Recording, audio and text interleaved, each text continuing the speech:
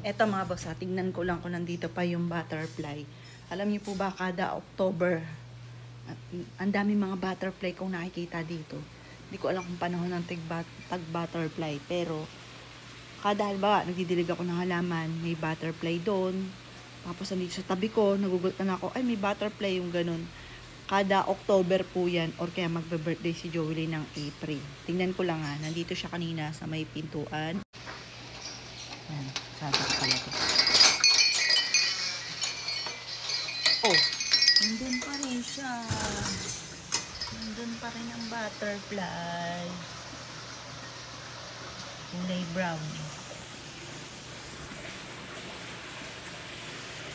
Sabi po nila, yung mga mahal mo sa buhay na yumao, yan minsan nagtatransform daw ng butterfly. Pagka October nga po, October 28, ika 2 years ni Joey, ang dami ko na nakikita ang butterfly ng isang taon, ganun din. Yung mga binibidyo ko, kahit balikan nyo po yun ng isang taon, October po yun. Tsaka April. April naman, birthday po ni Joey.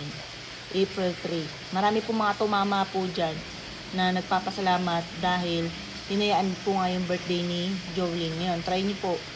October 28. Gis 28. At saka samahan niyo na rin ng 9. Ang alam ko po, pagka mga yumao, 9, 19, at saka 29. Meron pong, kasi edad din ni Jolene nung nawala, 19 years old.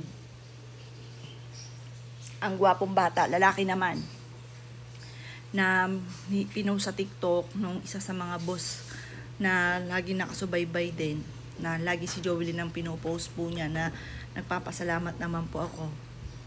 Tapos ganoon din yung isa na parang artista po ata yun, mga batang lalaki, 19 din.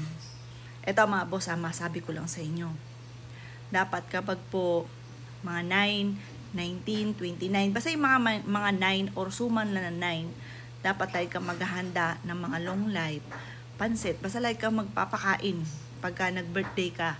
Kasi yun po, parang pasasalamat dahil matatagpusan nyo. Kasi pagka in-ignore nyo yung mismong date na yan, hindi nyo napaghanda, kasi parang, ano yun, parang alay, hindi nyo sila napaghanda, ano po yun, parang may kinukuha. Basta yung mga petsang date na mga ganyan, yung mga numerong yan.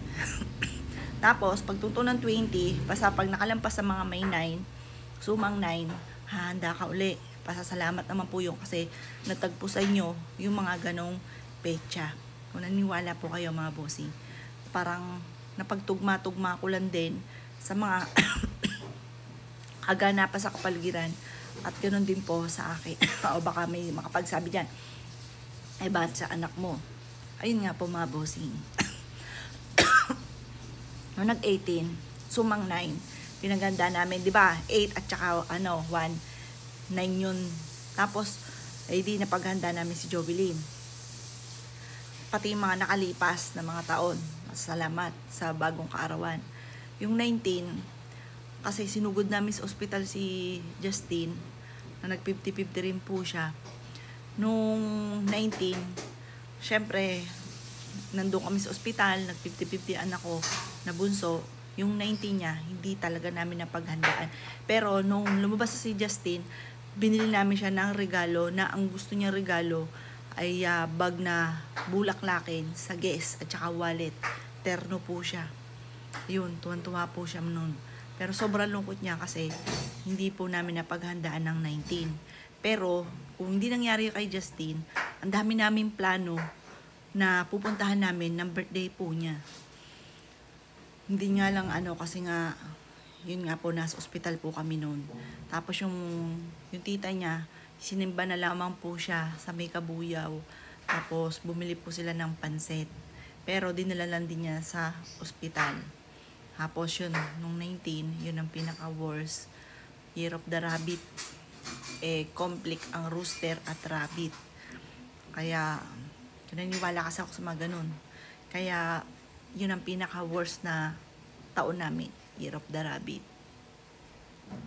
Yan, na-share ko lang po sa inyo. Basta pag iagaw ninyo ng panghanda, kahit pansit lamang. Basta parang pasasalamat yon na matatagpusan, parang na-advance mo na matatagpusan niya yung year niyang yun. Basta yung mga sumang 9.